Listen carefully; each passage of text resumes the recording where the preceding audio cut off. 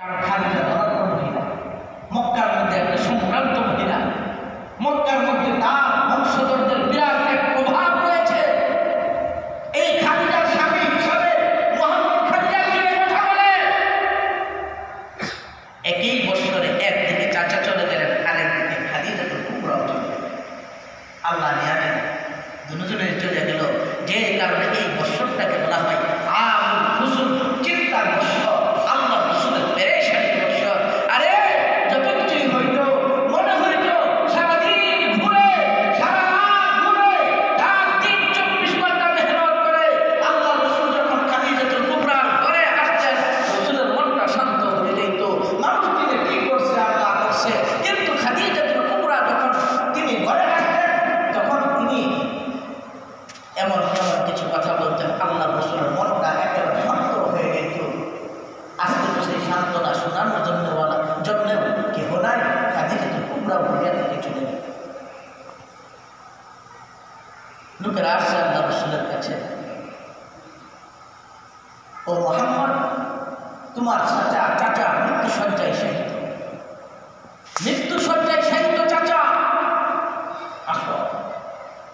আল্লাহ নবী দৌড় দিলেন। আরে উনি তো সেই চাচা, যে চাচার আঙ্গুলে জড়া বয়স থেকে নিয়ে আজকে এই বয়স পর্যন্ত প্রায় 48-50 বছর বয়স পর্যন্ত আমি চাচার আঙ্গুলে ধরে ধরে চলছি, চাচার সহায় করে চলছি, চাচার সাহেব আমি বড় হয়েছি।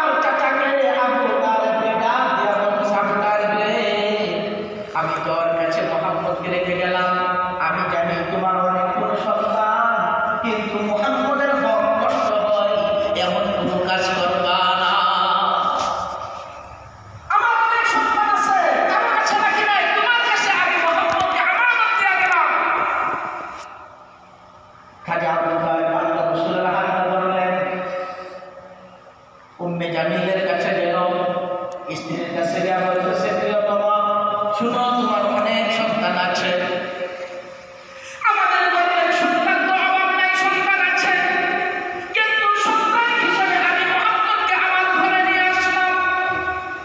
শুনো, মনে রাখবা, এটা আমার কাছে আমানত, তোমার কাছে আমানত। তুমি যদি পারো তাহলে রাখো, আর নাহলে এখনই না করো। তোমার সন্তান ক্ষুধার্ত থাকবে, তোমার সন্তান ক্ষুধার্ত থাকবে, তোমার সন্তান পিপাসার্ত থাকবে, কিন্তু কোনোদিন মুহাম্মদ যেন ক্ষুধায় আর পিপাসায় কোনো কষ্ট ভোগ না করে। ওইভাবে লালন পালন করেছিল স্বামী স্ত্রী মুহাম্মদকে। আজকে চাচা দুনিয়া থেকে চলে যাচ্ছে, রসুলের মনের মধ্যে একটা আফসোস। আজকে দীর্ঘদিন যাবত কত মানুষের দুয়ারে গেলাম, কত মানুষের ঘরে ঘরে গেলাম, কত মানুষের পেট বুলাইয়া দিলাম, কত মানুষকে ওয়াজ নসিহত করলাম, কত মানুষ মুসলমান হইতেছে, কেউ মুসলমান হইতেছে না, কেউ নীরব ভূমিকা পালন করতেছে। চাচাকে তো আমি মুসলমান বানাইতে পারি নাই। ওই অবস্থায় বেঈমান অবস্থায় আমার চাচা দুনিয়া থেকে চলে যাবে, হতে পারে না। আল্লাহ রসুল একটা দৌড় দিলেন, চাচার শিরে গিয়ে বসলেন, তাকায় দেখে ডাইনে আবু জাহেল, বামে উতবা শাইবা রাবিয়া বসে রয়েছে। এই অবস্থার ভিতরে আল্লাহ নবীর চাচা যখন মৃত্যু শয্যায় শায়িত, মক্কার নেতৃস্থানীয় লোকেরা ডান বামে বসে, তার শিরে বসে, মাথার পাশে বসে বসে বিভিন্ন ধরনের কুমন্ত্রণা, বিভিন্ন ধরনের কথা তাকে শোনাইতেছে। আর এই অবস্থার ভিতরে আল্লাহর নবী মাথার পাশে বৈশা, মাথাটাকে নিজের রানের উপরে নেয়া, কুলের মধ্যে নেয়া, রাসূলুল্লাহ চাচার দিকে তাকায় বলতেছিলেন, চাচা একবার শুধু আমার কানে দুনিয়ার কেউ জানবে, আশপাশে যারা আছে তারাও জানবেন, আমার কানে কানে শুধু বলেন মুহাম্মাদুর রাসূলুল্লাহ।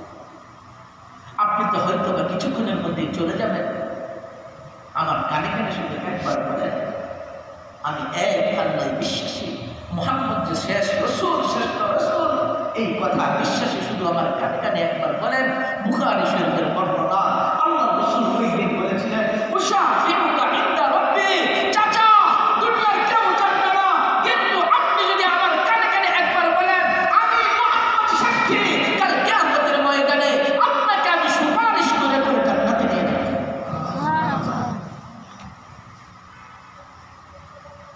পাশের আবু জাহাল কানের কাছে আয়েশা বলে, ভাই সারা জীবন একসাথে চলেছি, এক ধর্ম পালন করেছি, আজকে কি আমাদের ধর্মের চুনকালি লাগিয়ে তুমি চলে যাবে ভিন্ন ধর্মে? মরণের সময় খাজা আবু তালেব বেহুশ অবস্থায় হঠাৎ করে চোখ খুলছে, চোখ খুলে আল্লাহ রসুলের চেহারার দিকে তাকাইয়া বলতেছে, মুহাম্মদ, আমি জানি তুমি সত্য, তোমার ধর্ম সত্য, তোমার কর্ম সত্য, তোমার আল্লাহ সত্য, তোমার দিন সত্য, তুমি সত্য, কিন্তু মানতে পারতেছি না। লোকেরা বলবে মুহাম্মদের চাচা জীবনের শেষ মুহূর্তে ধর্ম পরিবর্তন করে চলে গেছে। এই কথা যেন মানুষ বলতে না পারে, আমি জানি সত্য কিন্তু মানতে পারতেছি না, মানতে পারতেছি না, মানতে পারতেছি না, কথাটা শেষ হয় না, এইভাবে চলে গেছে। আল্লাহ রসুল একটা মনের ভিতরে আঘাত, সব খাইলে মনের ভিতরে আঘাত আসছে। রসুল একেবারে চুপ হয়ে গেলেন, কোনো কথা বলতে পারতেছে। আমার চাচা বেঈমান অবস্থা দুনিয়া থেকে চলে গেল, মাইনে দিতে পারতেছিলেন না। আল্লাহ নবী যখন চুপ হয়ে গেলেন, কে কোন দিক দিয়ে যায়, কারোর সাথে কোনো কথা নাই, কে সামনে দিয়ে জিজ্ঞেস করলো, রসুল বলতে পারে না, এমন অবস্থা হয়ে গেছে, বেখেয়াল অবস্থা হয়ে গেছে। এই চিন্তা, আমার চাচা বেঈমান অবস্থায় দুনিয়া থেকে গেল, যে চাচা আমাকে এই বিশুর রাত থেকে নিয়ে লালন পালন করে এই পর্যন্ত আমাকে হিফাজত করেছে, সর্বদিক দিয়ে সাহায্য করেছে, আজকে সেই চাচা বেঈমান অবস্থায় দুনিয়া থেকে চলে গেল। রসুল একেবারে নিশ্চুপ হয়ে গেলেন, কারোর সাথে কথা বলেন না। আল্লাহর কাছে সহ্য হয়, আল্লাহ জিবরীলকে পাঠিয়ে আয়াত নাযিল করে দিলেন, ইন্নাকা লা তাহদি মান আহবাবতা ওয়ালাকিন্নাল্লাহা ইয়াহদি মান ইয়াশা। ও নবী মুহাম্মদ, তোমার চাচার এত দরদ মনের ভিতরে, যে কারণে কষ্টের কারণে তুমি কথা বলতে পারতেছ না, কারোর সাথে কথা বলো না, মানুষের সাথে উঠা বসা করো না, কারোর সাথে কোনো রকমের আয়োজন নিয়োজন কোনো কিছু করো না। ও মুহাম্মদ, হেদায়েত তো তোমার হাতে না, হেদায়েত হলো আমি আল্লাহর হাতে। হেদায়েত কার হাতে? জোরে বলো না, হেদায়েত কার হাতে? আমার বাবাও যদি বলে হেদায়েত আল্লাহর হাতে না, দাদাও যদি বলে, চোদ্দ গোষ্ঠী বলতে পারে হেদায়েত আল্লাহর হাতে না, আল্লাহ বলেন হেদায়েত আমার হাতে। আমি যাকে ইচ্ছা তাকে হেদায়েত দেব, যাকে ইচ্ছা তাকে হেদায়েত দেব না, এটা আমার ইখতিয়ার। সুতরাং আপনার মন খারাপ করার কোনো কিছু নাই। হযরত বেলাল আল্লাহ রাসূলের দরবারে আয়েশা বলতেছে, হঠাৎ করে মুসকি মুসকি হাসে, ও বেলাল, আজকে এত আনন্দিত কেন? আনন্দিত হুজুর এই জন্য, রসুল আল্লাহ বাঁচাইছে। আল্লাহ কি বাঁচাইছে? আল্লাহ বাঁচাইছে যে হেদায়েতটা আল্লাহ আল্লাহর হাতে রাখছে। হেদায়েতটা আল্লাহ কার হাতে রাখছে? সবাই বলে কি জানি আল্লাহর হাতে। হেদায়েতটা আল্লাহ কার হাতে রাখছে? আল্লাহর হাতে। হেদায়েতটা আল্লাহর হাতে রাখছে, হেদায়েতটা আপনার হাতে রাখে না। হেদায়েতটা যদি আল্লাহ আপনার কাছে দেয় দিত, তাহলে আমার মতো টাইলা বেলাল ওই হাবশা থেকে আয়েশা মুসলমান হওয়াটা সম্ভব ছিল। বেলাল এই কথা বলতেছে, কেন? কাছে হেদায়েত কথা আপনার হাতে ছিল, তাহলে আপনি সর্বপ্রথম কি করতেন? সর্বপ্রথম আপনি আপনার আম্মা আম্মাকে হেদায়েতের ফিকির করতেন, তারপর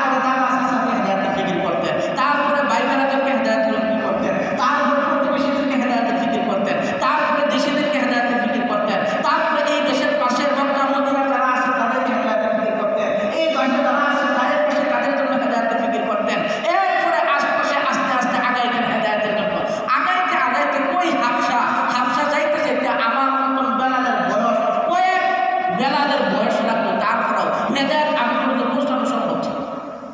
সুবহানাল্লাহ। হ্যাঁ,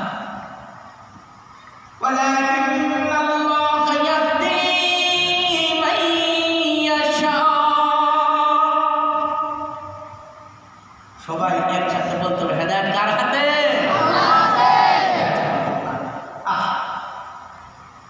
চাচা চলে গেল, কিছুদিন এখন সুখ কাইটা উঠতে পারে না।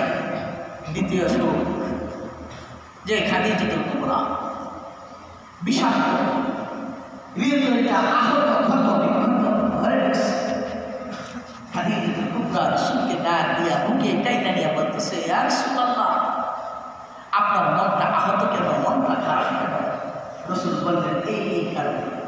খাদিজাতুল কুবরা বুখারী riwayat, তখন রাসূলুল্লাহর কানে কানে বলেছিল, কাল্লা কাল্লা ইখজিকাল্লাহু আবাদা।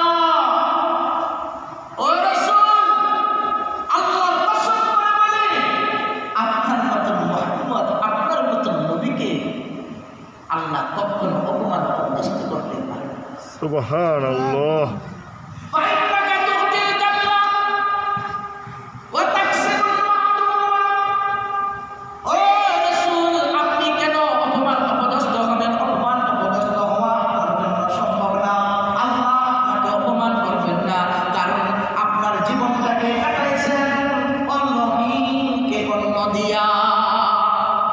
অন্যহীন ব্যক্তি, যার কোনো সহায় নাই, যার কোনো কিছু নাই, আপনি তার জন্য সহায় হয়েছেন। আপনি তো যার পেটে ভাত নাই, তার পেটে ভাত দেওয়ার ফিকির করেছেন। যে পেরেশানি আছে, তার পেরেশানি দূর করতে চেষ্টা করেছেন। আপনি তো সব সময় মানুষের কল্যাণের ফিকির করেছেন। সুতরাং আপনাকে কেউ অপমান করবে, এটা সম্ভব না। এই সান্ত্বনা হযরত খাদিজাতুল কুবরা